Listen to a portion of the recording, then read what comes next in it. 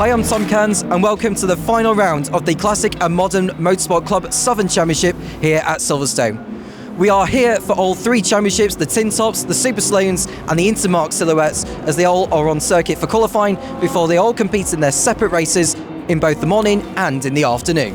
The early forecast showed a chance of rain, but fortunately this never happened. Therefore it was a dry track for qualifying, which featured all three groups plus the WRDA competitors. The track was very busy, but most drivers managed to get a reasonable lap time. The awesome V8 Volvo, driven by Craig Dolby, was quickest overall, with Ruben Taylor topping the Intermark Silhouettes and Alex Sidwell heading the Super Saloons. In the TinTops, it was Chris Bassett, just edging out Matt Rowland. Dolby was quickest by over 2 seconds over WRDA guest driver Jack Gadd in P2.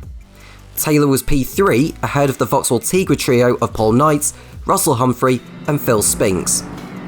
Rounding out the top 10 was Sidwell's Holden VF Commodore, Colin Smith's Ginetta G40, Paul Restall's Ford Sierra RS Cosworth and Keith White's B&W Z4. Clive Hainsford was next in his Mazda RX-8 in P11, ahead of Dave Avis, who was fastest of the Class C runners, followed by Paul Watson's B&W E36 M3, Mick Robinson's VW Corrado and Martin Reynolds' Ford Escort. The rest of the top 20 was completed by Jakes Whitehead, John Price, Warren Farrismond, James Hunt and Rod Birley. Volker Tim was 21st in front of Dave Craven, Chris Bassett narrowly getting the better of his T2 class rival Matt Rowling to 23rd position. Simon Baker's Mazda RX-8 was 25th, followed by Sam Hayward's Renault Megane RS, James Harvey's Porsche Boxster S, Neil Gardner's Honda Civic, Martin Scott's VW Golf GTI, and Wayne Spiller's Mazda RX-8 in 30th place. Stephen Phillips ended the qualifying session in P31, ahead of Rick Skelsey and Baz Johnson. Paul Coxidge, Adrian Matthews, Lee Clue, Ian Seal, Mike Cook, Terry Waller and Wayne Shawnee made up the top 40. The rest of the runners in the session were the WRDA drivers of Colin Risbridger, Robbie Boots and Verity Banks. So qualifying is over and the drivers are preparing for two races later in the day. Who will stand on the top step of the podium and who will end their season in a blaze of glory? The first group on track were the Ashdown MEP Supers and TinTops, with Sidwell leading away from Paul Restall, but the White Sierra Cosworth slowed and dropped to the tail of the field. This left Clive Hainsford in second with his potent Mazda RX-8 Turbo, followed by Martin Reynolds' MK2 Ford Escort and Paul Watson's BMW E36. On lap 5, Watson displaced Reynolds to take third and also the lead in Class B. Dave Avis was next up, leading Class C from James Hunt and Jakes Whitehead.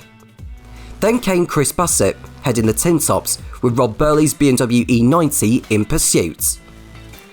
Martin Scott had Matt Rowling for company until the recovering Restall came past them both. The second half of the race was fairly static for the front four, but further back both Avis and Bassett ran into gearbox issues. They both struggled to the finish and lost their respective class leads. Into the lead of Class C came Jakes Whitehead, usurping James Hunt, whilst Matt Rowling took the TinTop honours. Neil Gardner finished runner-up in the TinTops from Matthews and the ailing Bassett, then Sam Hayward, who won T1. Meanwhile, Sidwell had a quick spin at Beckett's on the penultimate lap, but such was his lead that it made no difference. Hainsford outpaced Watson for third, with Reynolds hold off Whitehead for fourth. Restall got back to sixth, and with the results amended, he took Class A honours. Hunt came home seventh from Birley, Scott and Rowling. Ian Seal took his customary TP class win, finishing behind Avis, Shawnee, Skelsey and Clue. The Saloons and TinTops race ended with Sidwell as the overall winner, ahead of Hainsford in P2, and Watson running out the podium and taking the Class B honours. Reynolds was fourth, followed by Whitehead, who brought his BMW M3 home in fifth, with Restall, Hunt, Burley, Scott and Rowling rounding out the top 10. Gardner was 11th in his Honda Civic in front of Adrian Matthews, while Bassett edged out Hayward to 13th. Dave Avis, Wayne Shawnee, Rick Skelsey, Lee Clue and Ian Seal were the rest to take the checkered flag. The only driver to not finish was Terry Waller. The Hoosier Tyres Intermark Silhouettes would start behind the WRDA competitors this time. This meant that Dolby led away in the big Volvo, pursued by Jack Gadd in his RSR Escort Turbo.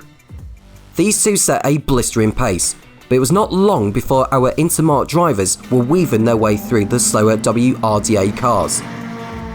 By lap 3, it was Russell Humphrey up to 4th spots, followed by Phil Spinks, Keith White, Ruben Taylor and Colin Smith in a fast-moving train.